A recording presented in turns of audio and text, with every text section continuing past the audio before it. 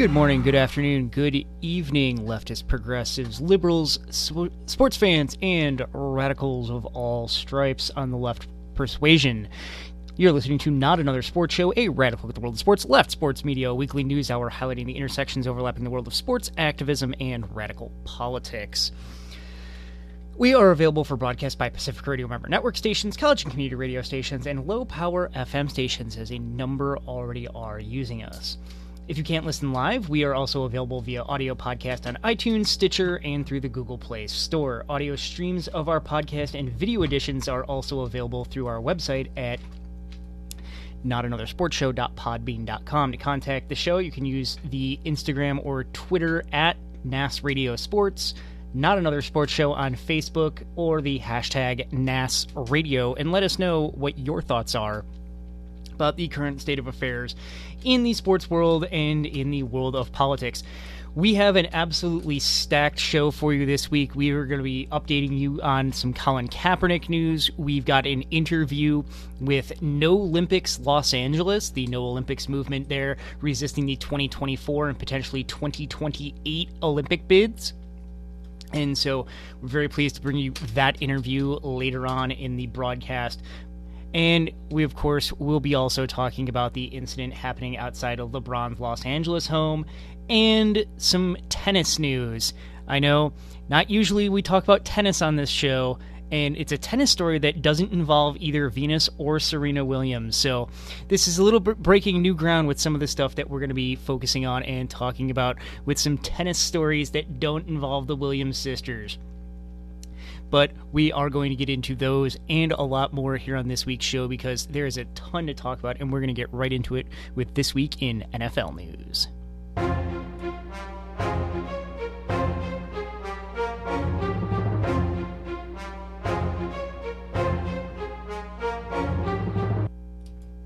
In NFL news this week, Colin Kaepernick is again back in the news. Not only did the Seattle Seahawks say after their workouts they believe he is a starting caliber quarterback, they also had statements that they were not going to be bringing him in at the current moment and have decided that it would probably be best for them to not bring him in. But we also saw statements from the owner of the New York Giants, John Mara. John Mara was asked about Colin Kaepernick and Kaepernick's protests last season during the football season, where he first began to sit during the national anthem and then later on began to take a knee during the national anthem. Mara said about the protest, quote, "All my years being in the league, I have never received more emotional mail from people than I did about that issue. If any of your players ever do that, we are never coming to another Giants game. It wasn't just one or two letters, it was a lot. It's an emotional issue for a lot of people, more so than any other issue I've run into," close quote. Now, that's certainly a thing that, given this particular owner, that he got more letters on this than he did on another real issue, and trigger warning, we are going to be talking about an issue of domestic violence here momentarily. This is the same guy who re-signed kicker Josh Brown, knowing about his domestic abuse claims with his family. Knew about them and re-signed him. Knew about them and re-signed him and brought him in. He knew that those claims were there. He knew that was a thing and still brought him in. He knew that was a thing and still brought him in. He knew that was a thing and still brought them into the team. And for the people to start complaining about Colin Kaepernick taking a knee when they had a known domestic abuser on their squad, and were okay with that, even to the extent where John Mara, in trying to defend Josh Brown, said, quote, "He's admitted to us that he's abused his wife in the past. I think what's a little unclear is the extent of that," close quote. As if there's somehow some kind of acceptable extent of domestic violence and domestic abuse. As if there's somehow an acceptable level of it. And it's not surprising, but it's certainly galling and shocking when players can be involved in domestic or sexual abuse, and we really don't bat an eyelash all that much because they're going to be a top-tier talent in the league, or they're going to be a top-tier talent for their team that we're ready to write a lot of those things off, that we're ready to find a whole host of excuses and run, as Jessica Luther calls it, the playbook of pushing back against these kinds of claims. That people get emotional about that more about people get emotional about a protest more than they do about domestic violence and sexual violence perpetrated by players in the league. And I was trying to find a way to really make that point so very clear and so very succinct. And his former teammate, 49ers wide receiver Torrey Smith, nailed it. And so I'm largely just going to quote Torrey Smith. Quote, "It's amazing what folks consider going too far. You can do all kinds of crazy things and get a second chance, but you can't get over a protest?" Close quote.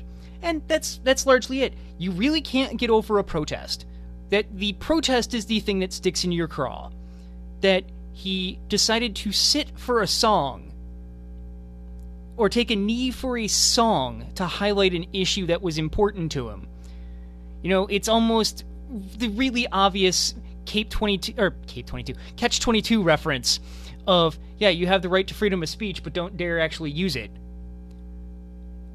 That people are getting mad about that when this is a guy who not only had a domestic abuser on his team, defended having a domestic abuser on his team, and is willing to give second chances to Josh Brown, even going to the extent of saying that we don't know about the extent of the domestic abuse as a reason to give him a second chance.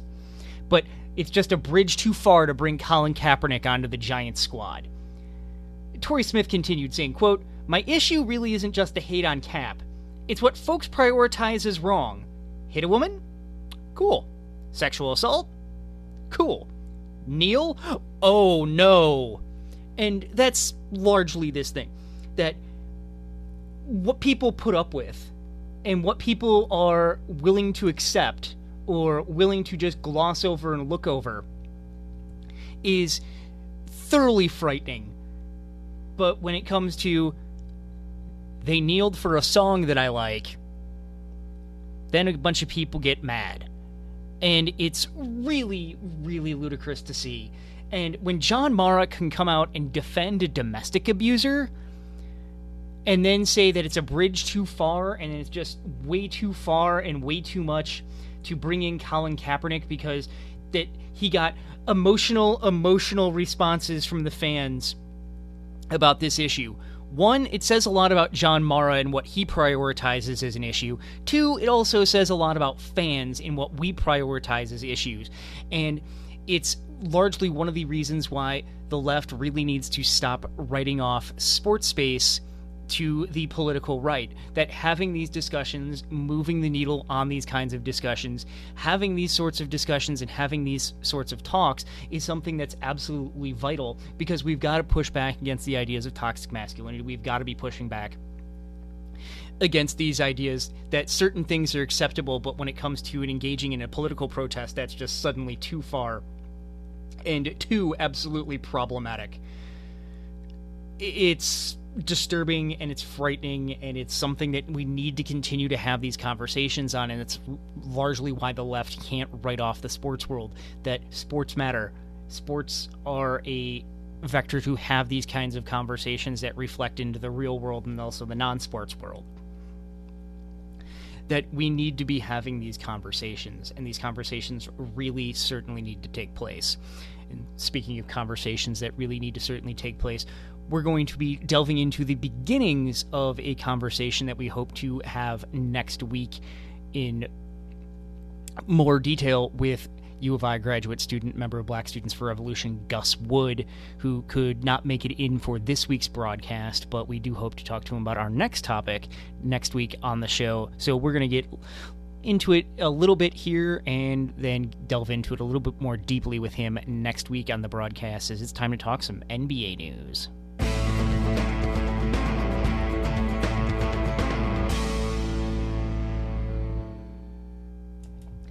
In NBA news this week, LeBron James. No, we are not going to be talking about the Game 1 of the NBA Finals, which was just a shellacking that he couldn't really guard anybody. we're not really going to be talking about that. What we are going to be talking about is the fact that someone had spray painted a racial slur on the gate of his Los Angeles home. He was not there at the time. It was cleaned up and it was investigated.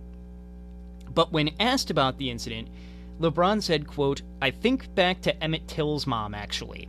That's one of the first things I thought of. The reason she had an open casket was that she wanted to show the world what her son went through as far as a hate crime and being black in America. No matter how much money you have, no matter how famous you are, no matter how many people admire you, being black in America is tough. We've got a long way to go, for us as a society and for us as African Americans, until we feel equal in America." Close quote. This prompted Fox Sports columnist Jason Whitlock to weigh in, saying the following, quote, "The people that murdered Emmett Till got off. An all-white jury let them off. There was no real investigation. The whole town was against him. LeBron's $20 million Brentwood home gets vandalized, and I see 2 or 3 police cars trying to get to the bottom of it. LeBron's staff, I'm sure, cleaned up the spray paint within hours. This ain't Emmett Till." He also called the vandalism, quote, "a disrespectful inconvenience," and said that LeBron has, quote, "fallen into the far-left trap that there's value in embracing your victimhood," close quote. He went on to say, quote, "Racism is an issue in America, but primarily an issue for the poor. It's not LeBron James's issue. He has removed himself from the damages and ravages of real racism. Racism is an issue in America, but it's primarily an issue for the poor. It's not LeBron James's issue," close quote. And Whitlock's statement is largely problematic for a number of reasons, and I recognize coming into this that I am a aged 18 to death white male that's heterosexual, so having the discussions on these matters is something that we're largely going to save for next week. But Whitlock is just so wrong here on so many levels, and other athletes and even some of his own Fox Sports other commentators weighed in on this, telling him that he was wrong. Cleveland Cavaliers teammate Dante Jones commented, "Money does not make you immune to insensities or ignorance. It still has an impact on your family and is still uncomfortable. People asked LeBron about it. He gave his opinion, and he said that he made a comparison to Emmett Till. He said what he came to his mind. He didn't say it was the same thing as Emmett Till. He said we have to make sure we bring these issues to the forefront, and we have to speak on them, and we have to not brush them under the rug." Former Patriots tight end and now current Packers tight end Martellus Bennett also weighed in, clapping back, saying, quote, "To say that it's not someone's fight because they're rich is just ridiculous. Racism doesn't care how much money you make. For a dude to sit on national television and basically say that Oprah himself and LeBron are a different black from everyone else is ludicrous. For any black American thinking that the world will view them differently because they have a little money, y'all trippin'," close quote. And Whitlock is very wrong here. And in talking off-air with Gus Wood, we had a bit of conversation that, yeah, Whitlock is really, really wrong. In so many different ways, he's wrong here. Because even on the court and on the field, you get into these situations where players will be cheered, players will be, lauded with all sorts of accolades. But off the court or off the field is when we see the racial dynamics of this coming into play, with players getting pulled over and having interactions with police, with very famous people having interactions with police. We can go back to just a few weeks ago when we talked about the tennis star James Blake in New York City. That we can have these conversations about how players are lauded and given all sorts of accolades on the court or on the field, and then taken off the court or taken off the field is when they have a very different situation, a very different setup coming towards them. Reminded of the old story about Vic Power, the Cleveland first baseman, who lived in a very wealthy part of Cleveland in a very fancy car, and he was Afro-Cuban, and he was driving back to his home, and he would routinely get pulled over by police officers because no guy with that kind of complexion skin should be driving that kind of car in that kind of area of Cleveland, according to these police officers. And so they pulled him over, and once they figured out it was Vic Power, they had to suddenly backpedal, and it was just, big fan, big fan, big fan, big fan. Sorry, Mr. Power, anything I can do for you? Big fan. That we're sitting in a world where we have the white supremacist killing at the University of Maryland. We're sitting in a world with the recent white supremacist killings in Oregon on the bus, where 2 people were killed and the third person was injured and put in the hospital. That we're seeing a growth in white supremacist movements. I mean, the same week that at the African American History Museum in Washington, D.C., they had to close one of the exhibits on segregation because they found a noose that someone had put up hanging from it. This comes just a few days after they found a noose outside the museum hanging from a tree. Nooses, of course, being the very long-standing, connotated artifact of extrajudicial killings and lynchings in the Jim Crow American South. That we're living in this kind of world with an emboldened white supremacist movement, with an emboldened racist movement. And to say that what happened to LeBron wasn't real racism does a disservice to what the ideas of racism are. Because, and it's not many times that I'm actually going to go to bat for another ESPN talking head, Chris Broussard. Chris Broussard is a very far-right guy on a number of different topics. But on this one, he pretty much got it right, saying, it is racism. They didn't spray paint jerk on his house. They spray painted a racial slur on his house. And there's the nascent germ of a class-based argument that Whitlock has that may have some merit, and one definitely that we're going to try to discuss with Gus Wood on the broadcast next week. But the idea that LeBron hasn't experienced real racism is just so wrong on its face. And he wasn't equivocating what happened to his house to what happened to Emmett Till, but the idea that we have to show the world what this is like and what this experience is, that you can't look away from it, that you have to look at and stare at it straight in the face, that you can't ignore it and try to throw it off and say it's isolated incidents, it's isolated incidents, it's isolated incidents, it's a few bad apples, it's one bad person, it's this isolated thing, it's one of these small things that occurred, that you have to take it and look at it fully in the face. And when we come here to broadcast on a week where the African American History Museum in Washington, D.C. had to temporarily close an exhibit because somebody decided to hang a noose from that exhibit, and that comes days after another noose being hung outside the museum, that we have a recent white supremacist killing in Maryland, and the guy was part of a now defunct Facebook group called Alt-Right Nation.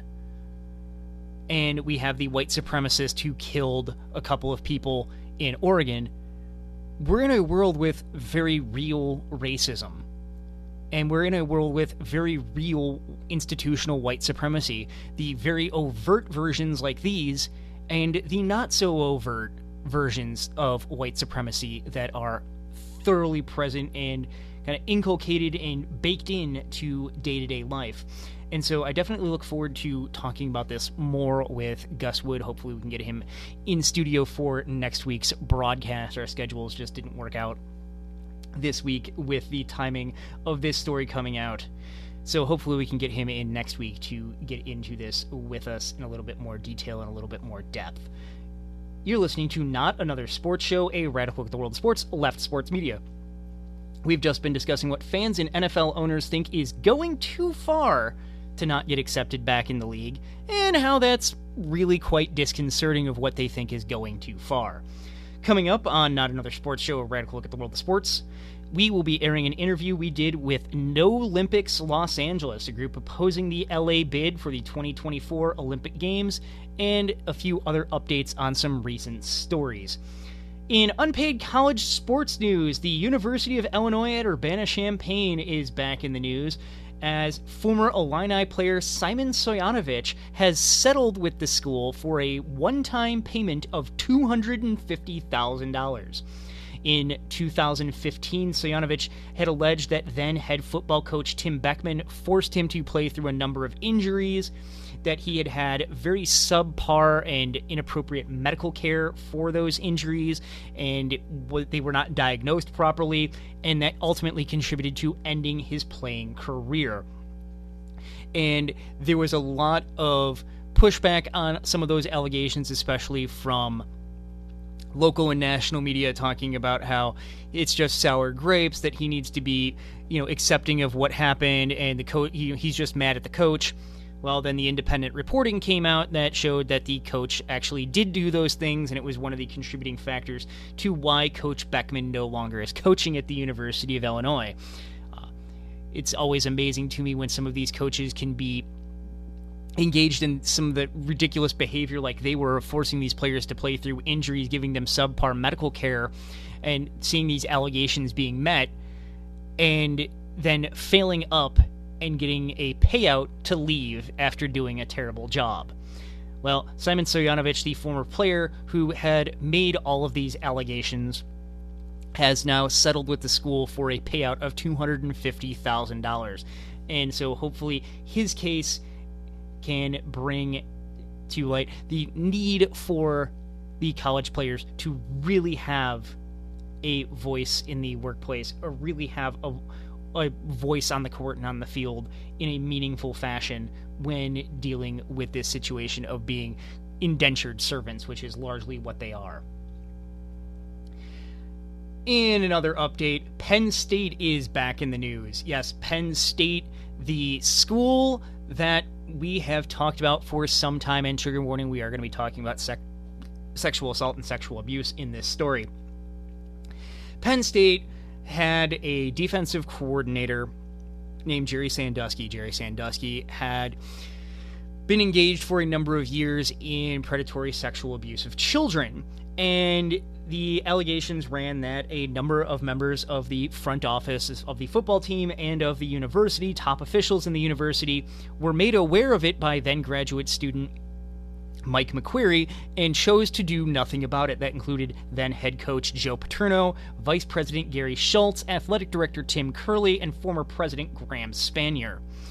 Well, this week, the surviving members of that group, Schultz, Curley, and Spanier, the former president, former athletic director, and former vice president of the University at Penn State, were all found guilty of child endangerment for knowing about the allegations against Jerry Sandusky and not reporting anything to local police. They were found guilty of failing to tell police about the allegations against Jerry Sandusky and forwarding those up the chain. And it's very likely that if Joe Paterno would still have been alive, he would have been put on trial too. And if it's any kind of way to extrapolate, he largely would have been found guilty too. So maybe, just maybe, we can take down the Joe Pa statue. Maybe, just perhaps, we can narrow down and tick back some of the Joe Pa love that's been happening. Maybe we can start tuning that down just a bit, because, yeah, the top officials at the university, and largely if Joe Paterno was alive, he probably would have been found guilty here too for failing to tell police about the abuses of Jerry Sandusky. And the criminal charges could lead to a maximum of 23 months, but as little as 2 months in prison. And certainly there's a whole host of problems with the idea of carceral prisons and locking people up in cages as consequences for things and as consequences for behavior, and those are well worth talking about here. But the fact that these high officials at Penn State, these top officials at Penn State, are getting held accountable, at least in a small scale being held accountable in public for what happened, for child endangerment, that they knew about what was happening to these children, and the courts have said they knew about it and they chose not to really do much of anything. And so they are being held accountable about it. So maybe just perhaps we turn back and tune down the love of Joe Paterno, because it may not really be warranted much at all.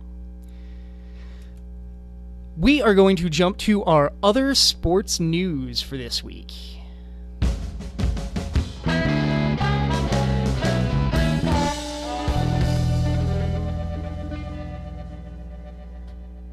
In other sports news this week, we are going to start with our interview of No Olympics LA. No Olympics LA is a organization that has been pushing back against the city hosting the 2024 and 2028 Olympic Games.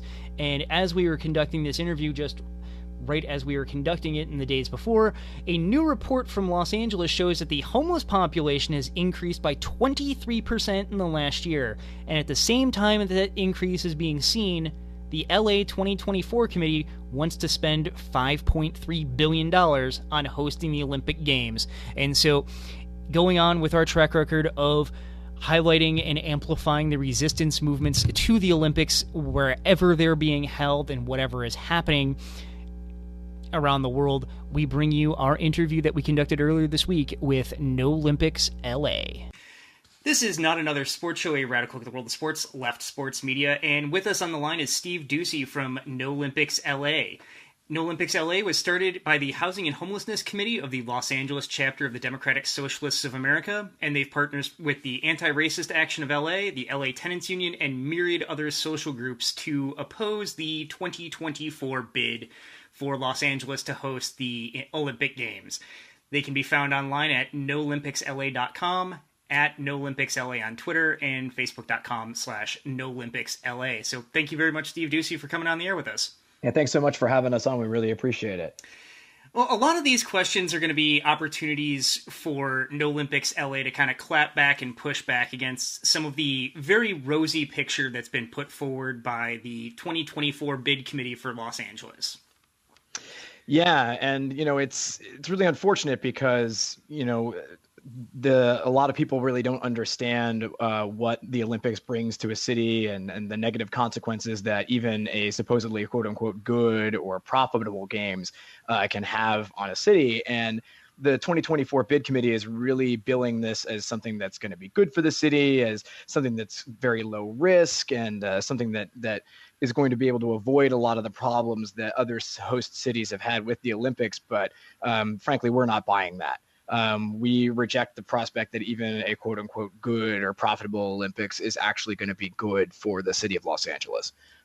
Was LA really chosen as an opportunity because the International Olympic Committee is really on its back feet here with the negative images that came from the repression in Beijing or the corruption in Sochi or the all-around just absolute garbage fire that was Rio in all the handling of that this was a way for the International Olympic Committee to kind of have a more positive, image-friendly idea, especially since LA 2024 actually said their goal is to refresh the Olympic Games brand around the world for a new generation.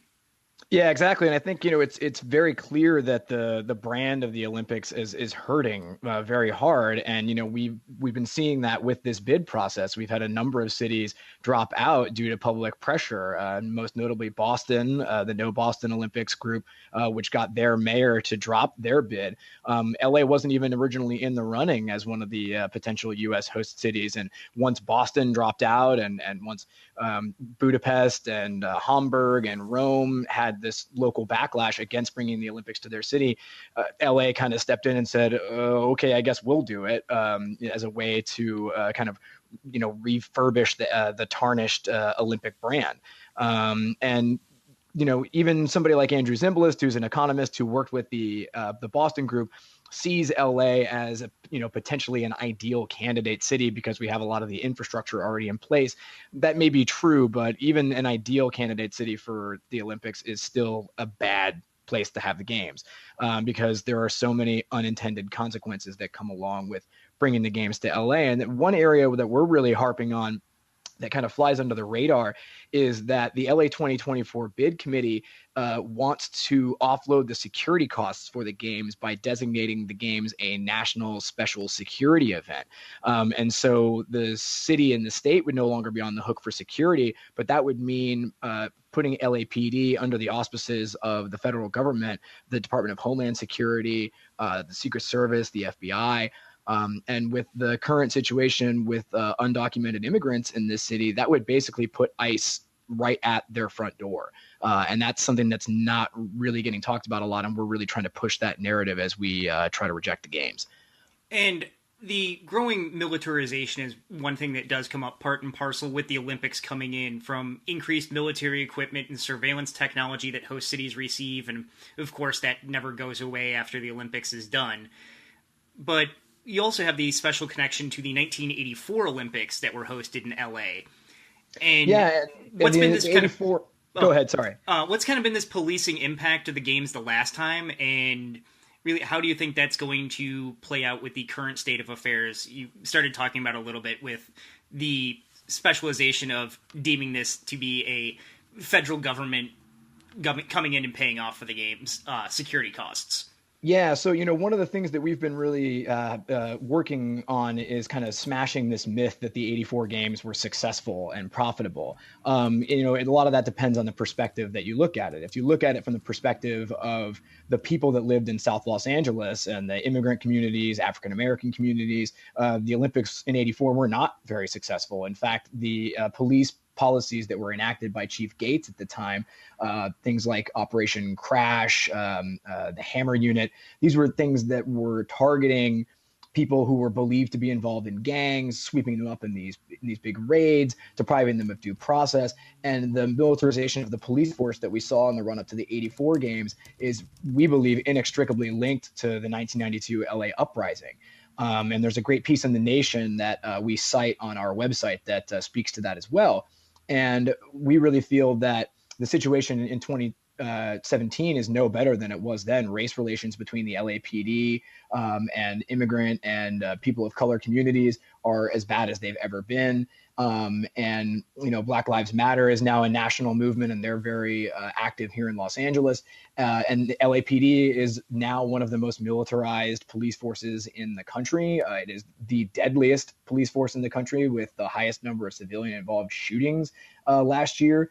And by bringing the Olympics to LA and putting them under the control of the federal government just makes that situation even worse and really ramps up the possibility of police violence against vulnerable communities.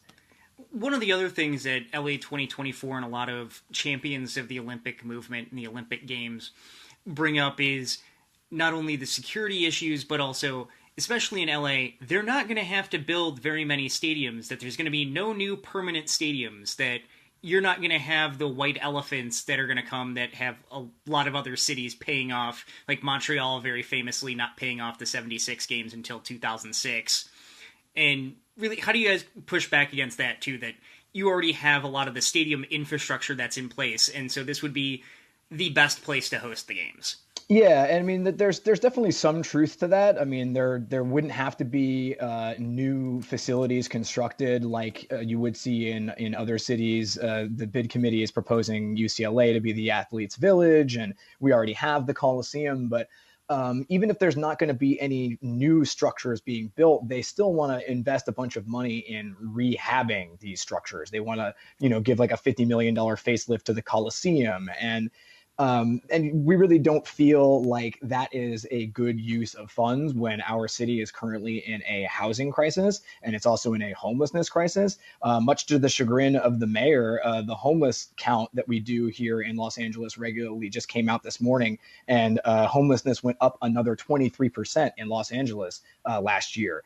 And what we're seeing is that in communities around these venues, even if there's nothing new being built, real estate developers, landowners, property owners are going to see this as an opportunity to continue to raise property values, force people out of their homes, and chase profits at the expense of the people that live in these communities. An area like South Central, which is very close to the LA Coliseum, which is one of the main staging grounds for the 2024 games, is going to see an increase in displacement, regardless of whether or not there is any actual new buildings being constructed. But they are still going to have some level of construction going into these existing facilities in order to make them Olympic ready. And that is going to be subject to the kind of cost overruns that we've seen in games for the last few decades. Yeah, which is one of the amazing things that LA 2024 is showing in their very rosy economic analysis, that they're not going to have a cost overrun and that they're getting a lot of money privately. But in their bid book and on the website, they really didn't mention who's on the hook for any of the cost overruns. And as you very rightly mentioned, pretty much every modern Olympic Games has had cost overruns. So who's on the hook if and when the games go over budget? Yeah, so the 2024 bid committee is constantly touting this games as risk-free. And that's just simply not the case. I mean, there is no such thing as a risk-free Olympics. The Olympics routinely go over budget. And even if there's a diminished amount of risk because of the existing facilities in Los Angeles, they still put in place a contingency for $250 million of cost overruns to be borne first by the city of Los Angeles and its taxpayers, and the next $250 million in cost overruns to be borne by the state of California and its taxpayers. So they paint a very rosy picture of there not being any cost overruns. But as we've seen with the Inglewood Stadium, where the LA Rams are going to be moving, there was a lot of rain in Los Angeles in the last year, and they've had to delay the opening of that stadium for a year. So you cannot predict that these things are all going to come in on time and under budget. That very rarely happens. And when those cost overruns inevitably happen, the LA taxpayers and the California taxpayers are going to be the ones paying for it. In many Olympic host city bids, they always bring up the idea of a legacy, that there'll be more housing or some kind of improvements. For Rio, it was cleaning up a lot of the bays and the environment, which, of course, didn't get done in advance of the games and is very unlikely to get done now that they've hosted. What seems to be one of the legacies or the proposed legacies from LA 2024 going into the potentiality for them hosting the games? One of the things that the bid committee is really pushing is that this is going to be a very green games, and it's going to be an innovation games, and that it's going to, in a lot of ways, set the bar for what the Olympics is going to look like going forward, and set the standard. It's very interesting, though, that in one of their documents that specifically speaks to the issue of sustainability and this games being a sustainable Olympics, it uses the word displacement once. In that document, saying that the games will not displace anyone. And nowhere in the document does it actually say anything about how the games are not going to displace anyone. And for as much as they may believe that this games is going to have a lasting positive legacy for those reasons, we just don't really see any evidence to the fact that that is actually going to be the case. And we really feel that the lasting legacy of this games is going to be accelerating the already awful housing crisis that we have in Los Angeles, accelerating displacement of immigrant communities and poor working class communities, and ultimately not serving the needs of the city. One of the things that was very prominent on their website was the improvements to transportation that were going to come along with this. And we know we've seen this in Rio and other host cities like Sochi, that the transportation proposals aren't necessarily for the benefit of the actual residents of the host city, but are simply for getting as many Olympic tourists and athletes to the games as quickly as possible. Is that Precisely something that's being seen?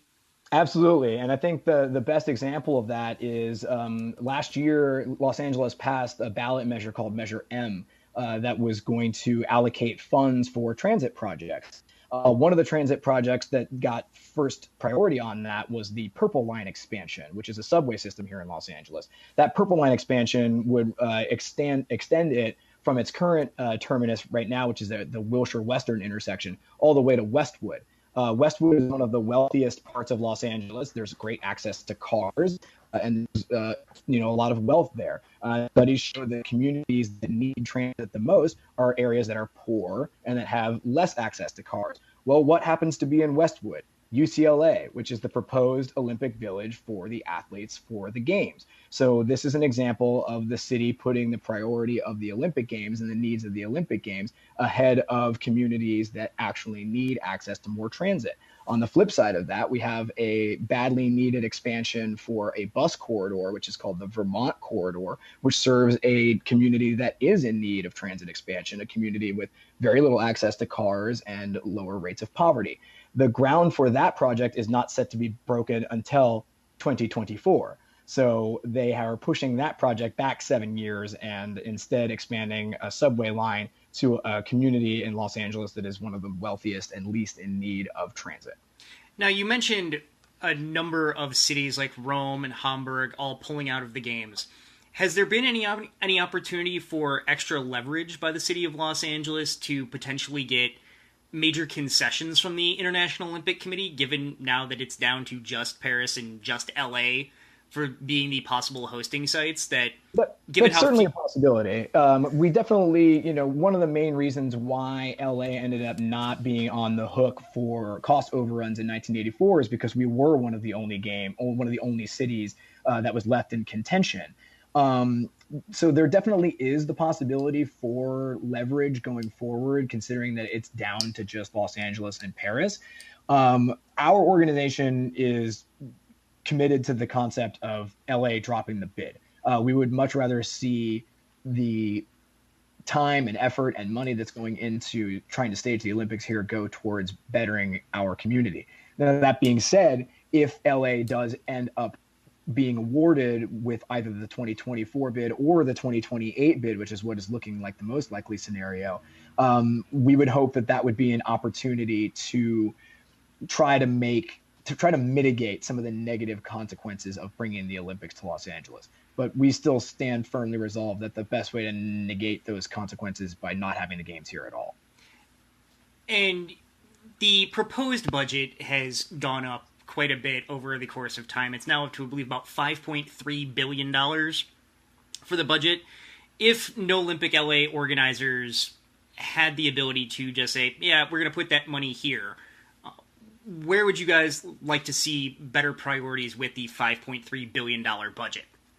I think, seeing as how this organization kind of was born out of the Housing and Homelessness Committee of DSA LA, and a lot of our coalition partners are organizations that are working on those issues, organizations like the LA Tenants Union, organizations like Strategic Actions for a Just Economy, that we really feel that it should be the city's top priority to create a housing system that works for all the people of Los Angeles.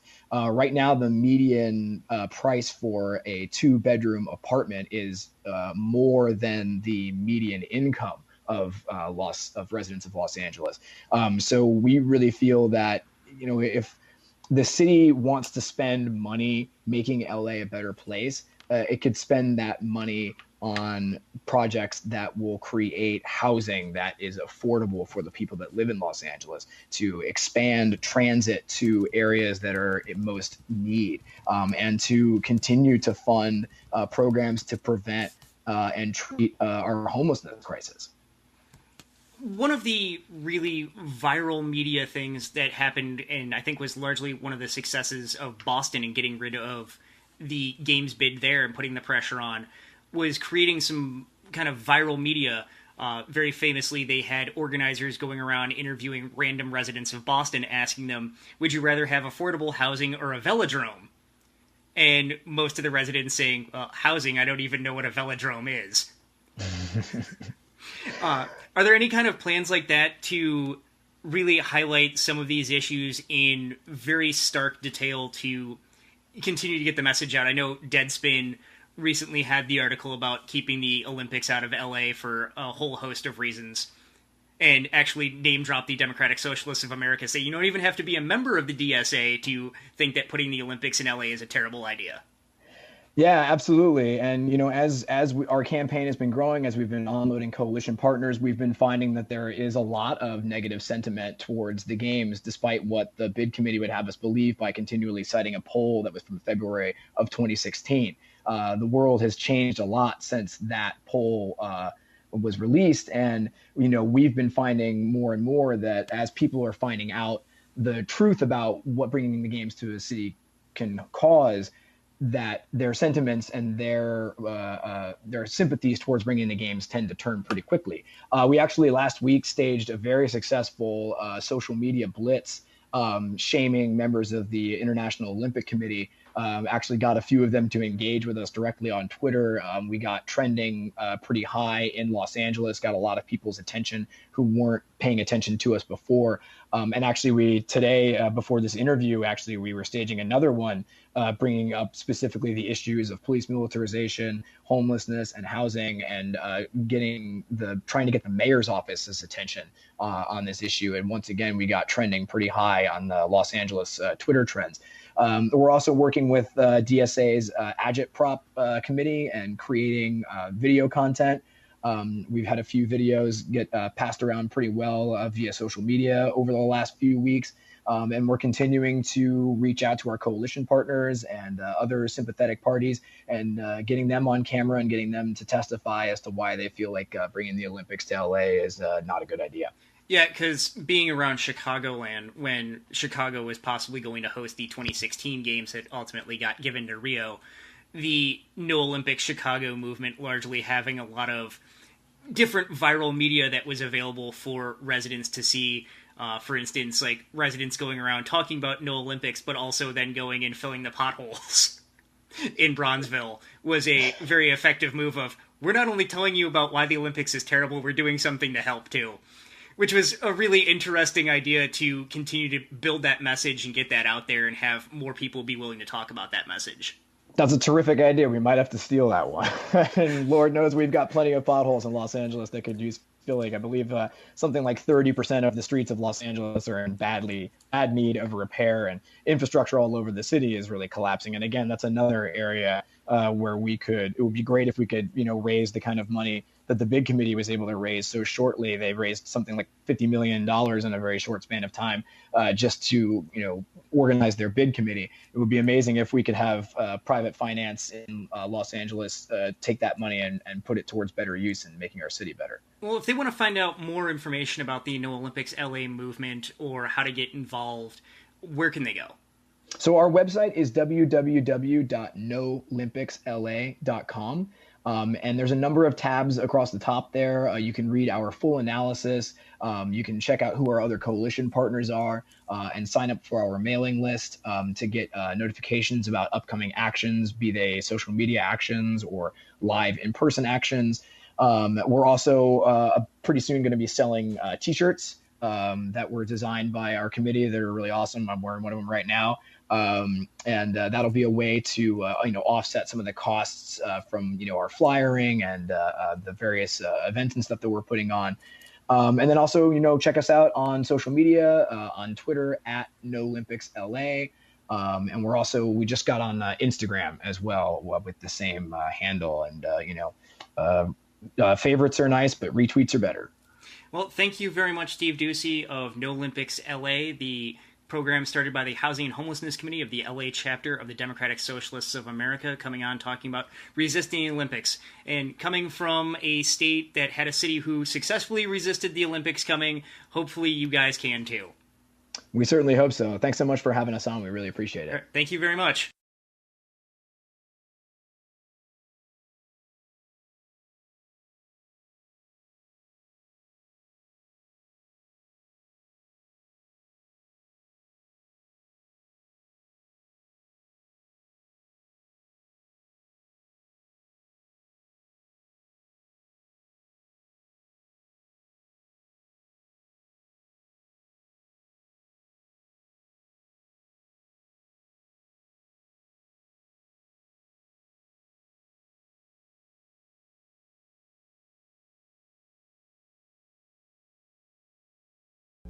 That was our interview that we conducted with No Olympics LA, the grassroots movement pushing back against the city hosting the 2024 or 2028 Olympic Games. You've been listening to Not Another Sports Show, a radical at the world sports, left sports media. We've just been talking about why the Olympics should not be in LA with Steve Ducey of No Olympics Los Angeles. Coming up on Not Another Sports Show, a radical look at the world of sports, we'll be analyzing the world of tennis and Margaret Court continuing to dig a deeper hole for her homophobic self. Well, just another quick Olympics note. The 2020 Olympics announced for Tokyo have just come out this week and said that it's going to be costing them almost double their original bid. That originally they said it was going to cost them $6.6 billion, and now it's going to cost them $12.6 billion, because the original bid didn't include things like transportation costs or security budgets. So Tokyo taxpayers will be on the hook for any of these mass overruns. That the Olympics are prime for overruns, that every modern Olympics has gone over budget, and that's something you see in every modern games, and so what's happening in Tokyo is really no different. Well, in tennis news, Margaret Court, the Australian tennis great who, when she played, had done a phenomenal job when she had played. She was really, really a great tennis player. She's now a Christian preacher who has been complaining about the idea of the LGBTQ community having equal rights. And she has been really overtly homophobic and actively trying to deny people equal rights and equal civil rights for some time now. Well, one of the top tennis players in the country, Andy Murray, clapped back and said, quote, "I don't see why anyone has a problem with two people who love each other getting married. If it's two men, two women, that's great. I don't see why it should matter. It's not anybody else's business. Everyone should have, in my opinion, the same rights." We also saw other tennis stars disagreeing with her, including Samantha Stosur even bringing up the possibilities of not playing at the 2018 Australian Open because one of the courts is named after Margaret Court. Australian tennis player Casey Dell'Acqua said, quote, "I'm very conscious of the fact that everyone is allowed their opinion, but when you start singling my family especially, then it's not okay. And my family do not deserve to be subject to that. Court can have her opinion, but my family does not deserve that and did not deserve that. That's when I thought, it's time to speak up," close quote. Tennis icon Martina Navratilova wrote an open letter asking for the name of the arena from Margaret Court Arena to be changed to another tennis player, saying, quote, "When you were named after Margaret Court, it seemed the right thing to do. After all, Rod Laver already had the big stadium, and Court is one of the all-time greats. I had long ago forgiven Court for the headline-grabbing comments in 1990 when she said I was a bad role model because I was a lesbian. It's now clear exactly who Court is: an amazing tennis player and a homophobe. Her vitriol is not just an opinion, she's actively trying to keep LGBT people from getting equal rights. Note to Court, we are human beings too. She's demonizing trans kids and trans adults everywhere." I think Yvonne Goolagong Arena has a great ring to it. Now there's a person we can all celebrate on every level, who was a 7-time Grand Slam singles champion and an Aboriginal Australian. Tennis player Madison Keys has also come out with the idea of supporting the potential name change and removing Margaret Court's name from the arena based on her homophobic bigotry lately. Court then doubled down and made statements like, quote, "Tennis is full of lesbians," close quote, and, quote, "The gay lobby is behind that bullying program in schools and children not knowing whether they're talking out a he or a she or an it or a we or a they, and if you feel like being a girl, you can dress like a girl. I think what confusion for a child. I get confused talking about it. There's a whole plot in our nation and the nations of the world today to get to the minds of children," close quote. Well, it's not very confusing. A person tells you, these are the pronouns I would like you to use, this is my gender, and then you remember that. It's really not hard. It's really not that difficult. The person tells you what they want to be called, and what gender they are, and what pronouns they'd like, and then you use them. It's not a difficult thing. She also said, quote, "That's what Hitler did, that's what communism did, got the mind of the children. It's a whole plot in our nation and the nations of the world to get to the minds of the children," close quote. When people rightly push back about the idea of saying that this is what Hitler did, there was a lot more pushback about her statements and people rightfully calling her out, and people saying, perhaps when you're in a hole, Miss Court, put down the shovel and quit digging. Well, she also said that there is a conspiracy against her, saying, quote, I think I've won more Grand Slams than any man or woman, and if it is renamed, I don't believe I deserve it. They could probably get 100,000 petitions in 24 hours because that's how they work. There's a lot of money behind it, and it's coming from America. There's been a lot of bullying. And no, she didn't have this, moment where she realized that she was the one actually bullying people by trying to take away their rights. She didn't recognize that at all. No, she said that people were trying to destroy her and take her tennis and her tennis legacy from her. Ma'am, no one's trying to do that. You can have your opinion and say that you dislike gay people, but the moment that you go from taking your personal opinion and turning that into something that denies people basic rights in actual social policy is when you get pushed back. And that's when you get statements coming out against you. It's when you get the resistance coming out against you. Samantha Stoser said, quote, I think she's digging a very big hole for herself at the moment, and for whatever reason, she wants to keep talking about it. And then Stoser was also asked about renaming the court and said, quote, I think if it continues down this road, then there may be no other option but to do that, close quote. And largely that's what we're getting to. If she doesn't want that to happen, perhaps she should really decide, maybe I should just cut my losses at this point.